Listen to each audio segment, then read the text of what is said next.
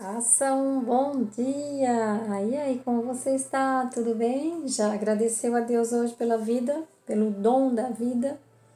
Todos os dias, não me esqueça de agradecer, né? Nosso Deus maravilhoso, que nos concedeu mais um dia, mais uma oportunidade de sermos salvos, mais uma oportunidade de conhecer Sua palavra e anunciar àqueles que ainda não a conhecem. E hoje nós vamos então agora continuar com mais um pouquinho do estudo do Apocalipse. Estou fazendo então uma visão geral do Apocalipse, não estamos seguindo capítulo e versículo, né? Mas estamos fazendo um apanhado geral. E eu dizia nesses vídeos anteriores que o Apocalipse ele tem várias formas de interpretações, mas tem coisas que a própria Bíblia nos fala de uma forma que é só a gente atentar, que a gente vai perceber que por mais que as pessoas se esforcem em dizer, né, por exemplo, as interpretações que nós vimos foi os preteristas que falam que o Apocalipse é o passado, tudo já passou, os futuristas, ou seja, tudo vai acontecer num determinado momento, e também tem aqueles que, o historicista, que é aqueles que falam que vai acontecendo no decorrer da caminhada, do dia a dia, e é essa que eu também defendo, que eu também concordo. E depois tem os idealistas, né? Mas enfim, isso é lógico que eu não quero aqui colocar a minha intenção, né, a minha opção, por exemplo, de escolha de entender o Apocalipse, que seja também a sua. Você tem o direito de escolher e se aprofundar mais, e ler mais o Apocalipse, e estudar. Você pode estar falando assim, mas o que você está falando aí de Apocalipse? Você não entende nada de Apocalipse e tal, né? É lógico, todo mundo. É aquilo que eu digo, quando eu vou aprendendo, eu já vou passando. Da forma que eu estou aprendendo, eu já vou passando. Amanhã pode ser que eu veja diferente, que eu entenda diferente, que eu abra minha mente para aprender diferente. Mas no momento, isso agora é o que, para mim, é o correto. Né? Porque está me fazendo aproximar mais de Deus, está me fazendo a entender mais a visão de quando Jesus voltar, como eu devo estar para quando Jesus voltar. E também o Apocalipse, se ela é uma revelação, não pode ser uma revelação pabuf de um dia para o outro e acabou ali, né? Mesmo porque nem a revelação de João foi de um dia só. Imagina escrever o Apocalipse desse todinho. Deus não apareceu para João somente num dia. Com certeza, né?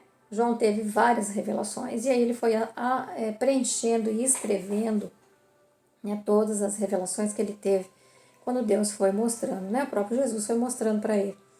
Então, se a gente perceber num detalhezinho que faz com que a gente entenda que o Apocalipse não pode ser uma coisa que vai acontecer tudo no futuro ou que já tenha acontecido no passado. Por quê? Porque ele fala para João, quando ele está revelando João, no capítulo 1, no versículo 19, ele deixa bem claro, ele fala assim, escreva o que você viu. Depois leia o capítulo inteiro 1 para você entender, tá? Isso que eu tô falando para chegar nesse versículo 19 que ele fala assim, escreva o que você viu, tanto as coisas presentes como as que devem acontecer depois dessa. Né? Ou seja, as coisas presentes é o que ele estava vendo no momento. E as que devem acontecer depois destas. Então, quer dizer, agora está acontecendo, amanhã vai acontecer outras coisas, no futuro vai acontecer outras coisas. Então, é um pouco de vamos dizer assim, das três juntas, né? Um pouco de passado, um pouco de futuro e um pouco de presente. Mas dizer que é tudo futuro, que vai acontecer tudo lá no futuro, ou dizer que tudo já aconteceu no passado, aí pelo que a Bíblia própria diz, é um ledo engano, né? Então aqui nós vemos claramente as coisas que aconteceram, todas, como diziam, né, como dizem os teólogos preteristas, e não vão acontecer todas, já aconteceram todas no passado. Né? E quando ele vai escrever para 7 igrejas, lembra que eu falava ontem, as 7 igrejas não significa que são 7 tipos de igreja. Não, são 7, sim, cidades, mas que é uma única igreja, a igreja de Cristo.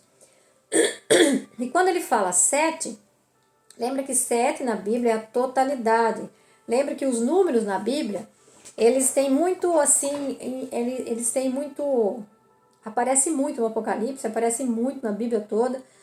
Os números têm muito valor, os números têm muito poder, os números têm muito é um símbolo, né? Os números são símbolos também que nos diz muita coisa.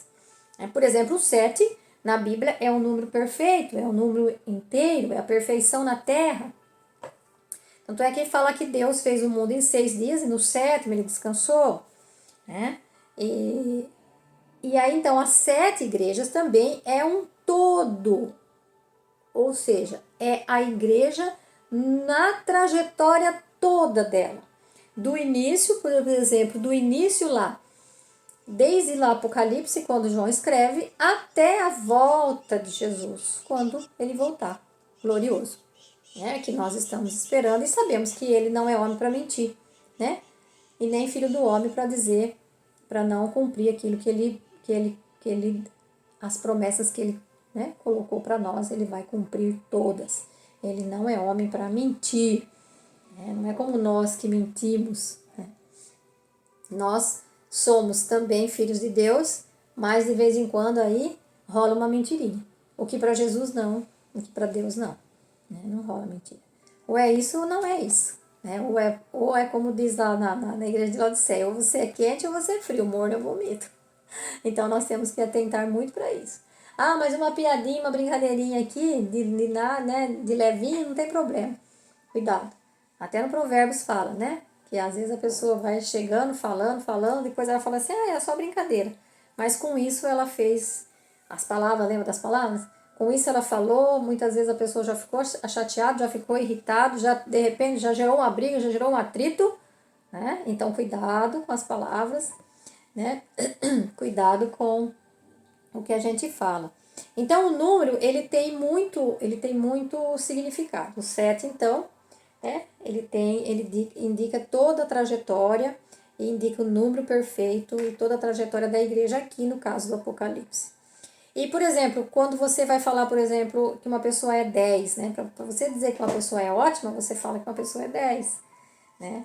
Só que lá no Oriente, quando a linguagem deles, para falar assim, que uma pessoa era 10, eles falavam que a pessoa era 10 vezes 10, 10 vezes 1000, né? Que ela era boníssima, tá? Era mais do que boa, né? Era boníssima. E, por exemplo, quando você vai falar do número da sorte ou do azar, você logo lembra do 13, não é? Para você falar assim, o número que é universal, o 4 cantos da Terra, as 4 pontos cardeais, não é? Norte, sul, leste e oeste. E assim também é o 7, então. E lembra quando Jesus disse para você perdoar para mostrar para vocês a expressão que eles colocam mais do que, né? Mais do que 10? Por exemplo, o Pedro pergunta quantas vezes eu tenho que perdoar? 7? E ele fala, não 7, mas 70 vezes 7. Muito mais, né? O total. Muito mais do que o total, né? Ou seja, sempre. Sempre. Enquanto você existir, perdoe. Porque o perdão faz com que você mude de vida. O perdão faz com que você tire peso das costas. O perdão faz com que você viva melhor. E o perdão é para você, né? Nem sempre. Nem sempre não, nem nunca para o outro, né? O perdão é para você. Você perdoando o outro, você consegue viver bem. Então, o perdão é para você em primeiro lugar. Muito bem. As 7 igrejas, então, ela representa todo o povo de Deus. E as 7 igrejas são, então, a Éfeso, que vocês vão ver lá no capítulo 3 2 e 3, vocês vão ver todas as igrejas e todas as 7 cartas. Éfeso, Esmirna, Pérgamo, Tiatira, Sardes, Filadélfia e Laodiceia. Se vocês forem estudar o Apocalipse bem mais profundo do que nós estamos fazendo aqui, nós estamos só passando superficialmente, dando uma visão geral do Apocalipse. Cada igreja dessas é uma determinada época da nossa existência. E se vocês forem analisar todas elas, nós estamos na última igreja. Nós estamos hoje vivendo o momento da última igreja. Porque você vai ver todo o decorrer de toda a história, vocês vão ver desde o princípio, quando ele fala lá logo no comecinho que você está perdendo o primeiro amor. E depois você vai vendo que vai se corrompendo, ao ponto de que a gente sabe como foi aí no passado a igreja e o quanto a igreja, né, que era chamada cristã, né, ela massacrou, né, colocou indulgências, quantas pessoas foram assassinadas, quantas pessoas martirizadas, queimadas, pessoas que tinham conhecimento um pouco maior, que tinham uma sabedoria um pouco maior, foram considerados bruxos, foram queimados, né? Queimados vivos. Então a gente sabe, e se a gente estudar as histórias da igreja, a gente vai vendo cada uma que vai se encaixando em cada uma dessas 7 que João, que estava aqui a cargo de João, vamos dizer assim, né? Seria as paróquias de João. Nós aqui dizemos paróquia, né? Os templos lá que João, ele pregava a palavra. Então, por isso que eu digo que as igrejas são todas a história do povo no decorrer dos anos aí até a volta de Jesus. E nós estamos cada vez mais próximos da volta de Jesus, né? Haja vista que nós estamos aí na 7ª igreja, não sabemos quanto tempo vai demorar, né? A gente sabe, tudo que Jesus falou é que muitas coisas iriam acontecer e mesmo assim ainda não seria o fim. Mas, como nós estamos vivendo aí próximo a Laodiceia, e eu vou colocar para vocês cada uma das igrejas, o que ela fala um pouquinho de quando Jesus e como fala na última. E é muito interessante isso. Ele fala assim, quer ver? Na igreja de Éfeso, ela fala assim, no Apocalipse 2:5, eu vou catar aqui e vou ler para vocês. Ó, no 2:5 ele fala assim, ó, preste atenção, repare onde você caiu, converta-se e retome o caminho de antes. Caso contrário, se você não se converter, eu chego e arranco da posição em que está o candelabro que você tem. Então, veja, eu chego, né? Ou seja, eu virei, né? Eu vou chegar.